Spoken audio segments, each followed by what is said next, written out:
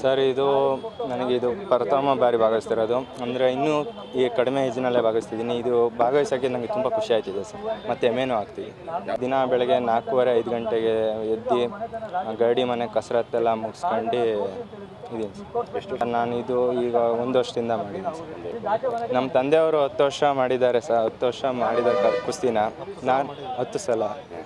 ಅದನ್ನು ನಾನು ಮತ್ತೆ ಮುಂದುವರ್ಸ್ಕೊಂಡು ಹೋಗ್ಬೇಕಲ್ಲ ನಮ್ಮ ಪೀಳಿಗೆ ಮತ್ತು ಮುಂದಿನ ಸರ್. ಕಸರತ್ಗಳು ಸರ್, ದಂಡ, ಹನುಮಂತು ದಂಡು ಆ ಥರ ಸರ್.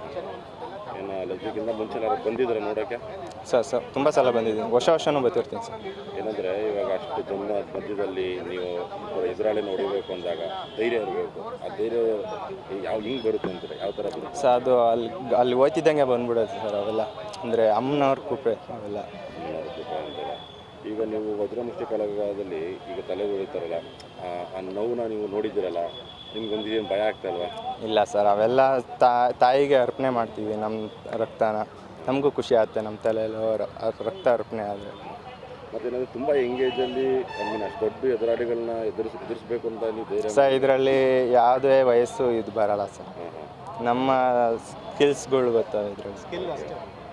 ನೀವೇನು ಓದ್ತಾ ಇರೋದೇನು? ನಾವು BCA ಮಾಡ್ತಿದ್ದೀನಿ. ಅಂದರೆ ಇನ್ನೂ ಸೆಕೆಂಡ್ PUC ಅಲ್ಲ sir, final year. Finally BCA.